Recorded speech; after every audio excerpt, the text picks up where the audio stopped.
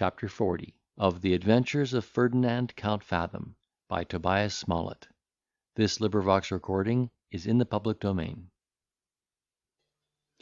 This expedition being happily finished, General Macleaver put the whole army, navy, transports, and scene of action into a canvas bag. The prince unsaddled his nose, and Captain Minikin being admitted, our hero was introduced in form.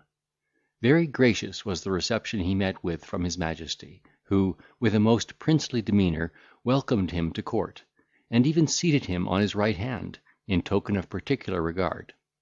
True it is, this presence chamber was not so superb, nor the appearance of the king so magnificent, as to render such an honour intoxicating to any person of our hero's coolness and discretion. In lieu of tapestry, the apartment was hung with halfpenny ballads. A truckle bed without curtains supplied the place of a canopy, and instead of a crown, his majesty wore a woollen nightcap. Yet, in spite of these disadvantages, there was an air of dignity in his deportment, and a nice physiognomist would have perceived something majestic in the features of his countenance. He was certainly a personage of very prepossessing mien. His manners were engaging, his conversation agreeable, and any man whose heart was subject to the meltings of humanity would have deplored his distress, and looked upon him as a most pathetic instance of that miserable reverse to which all human grandeur is exposed. His fall was even greater than that of Belisarius, who, after having obtained many glorious victories over the enemies of his country, is said to have been reduced to such extremity of indigence, that in his old age, when he was deprived of his eyesight, he sat upon the highway like a common mendicant, imploring the charity of passengers in the piteous exclamation of Date obulum Belisario, that is, spare a farthing to your poor old soldier Belisarius. I say this general's disgrace was not so remarkable as that of Theodore, because he was the servant of Justinian, consequently his fortune depended upon the nod of that emperor, whereas the other actually possessed the throne of sovereignty by the best of all titles, namely, the unanimous election of the whole people over whom he reigned, and attracted the eyes of all Europe by the efforts he made in breaking the bands of oppression, and vindicating that liberty which is the birthright of man. The English of former days, alike renowned for generosity and valour, treated those hostile princes, whose fate it was to wear their chains with such delicacy of benevolence, as ever dispelled the horrors of captivity. But their posterity of this refined age feel no compunction at seeing an unfortunate monarch, their former friend, ally, and partisan, languish amidst the miseries of a loathsome jail, for a paltry debt contracted in their own service. But, moralizing apart, our hero had not long conversed with this extraordinary debtor, who in his present condition assumed no other title than that of baron, that he perceived in him a spirit of quixotism, which all his experience, together with the vicissitudes of his fortune, had not been able to overcome. Not that his ideas soared to such a pitch of extravagant hope as that which took possession of his messmates, who frequently quarrelled one with another about the degrees of favour to which they should be entitled after the king's restoration; but he firmly believed that affairs would speedily take such a turn in Italy as would point out to the English court the expediency of employing him again, and his persuasion seemed to support him against every species of poverty and mortification. While they were busy in trimming the balance of power on the other side of the Alps, their deliberations were interrupted by the arrival of a scullion, who came to receive their orders touching the bill of fare for dinner, and his majesty found much more difficulty in settling this important concern than in compromising all the differences between the emperor and the Queen of Spain. At length, however, General Macleaver undertook the office of purveyor for his prince. Captain Minikin insisted upon treating the count, and in a little time the table was covered with a cloth, which, for the sake of my delicate readers, I will not attempt to describe. At this period they were joined by Sir Mungo Barebones, who, having found means to purchase a couple of mutton chops, had cooked a mess of broth, which he now brought in a saucepan to the general rendezvous. This was the most remarkable object which had hitherto presented itself to the eyes of Fathom. Being naturally of a meagre habit, he was, by indigence and hard study, wore almost to the bone, and so bended towards the earth, that in walking his body described at least 150 degrees of a circle. The want of stockings and shoes he supplied with a jockey's straight boot and a half jack. His thighs and middle were cased in a monstrous pair of brown trunk breeches, which the keeper bought for his use from the executor of a Dutch seaman who had lately died in the jail. His shirt retained no signs of its original colour. His body was shrouded in an old greasy tattered plaid nightgown, a blue and white handkerchief surrounded his head,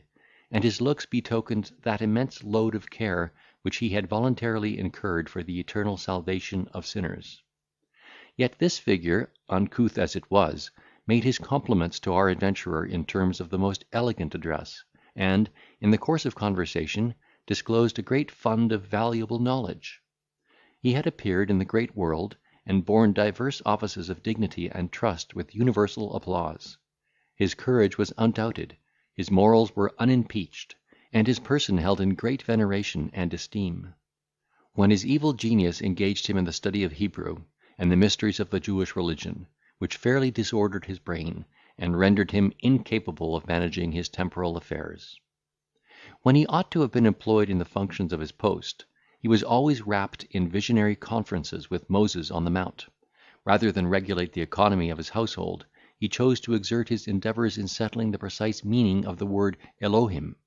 and having discovered that now the period was come when the Jews and Gentiles would be converted, he postponed every other consideration, in order to facilitate that great and glorious event.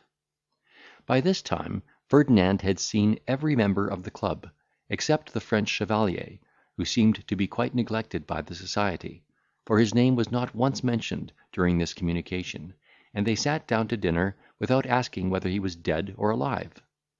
The king regaled himself with a plate of ox cheek. The major, who complained that his appetite had forsaken him, amused himself with some 40 hard eggs, malaxed with salt butter. The knight indulged upon his soup and bouilli, and the captain entertained our adventurer with a neck of veal roasted with potatoes.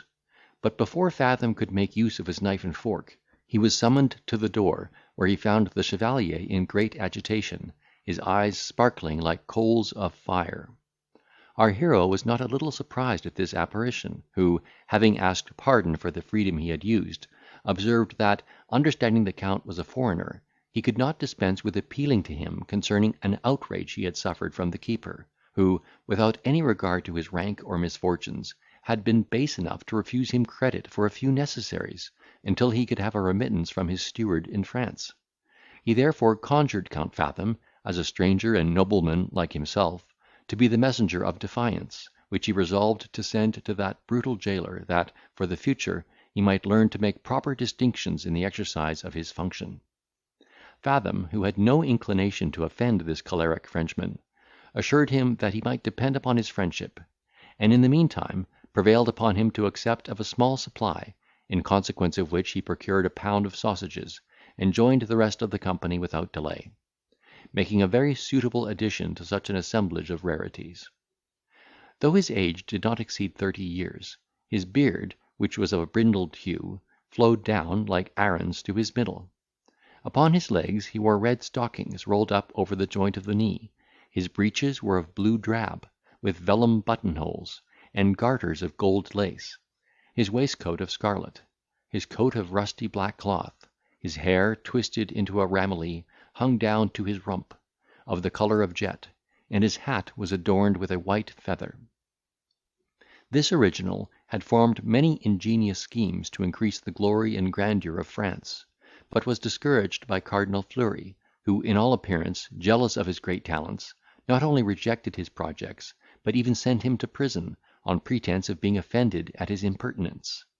Perceiving that, like the prophet, he had no honour in his own country, he no sooner obtained his release than he retired to England, where he was prompted by his philanthropy to propose an expedient to our ministry, which would have saved a vast effusion of blood and treasure. This was an agreement between the Queen of Hungary and the late Emperor, to decide their pretensions by a single combat,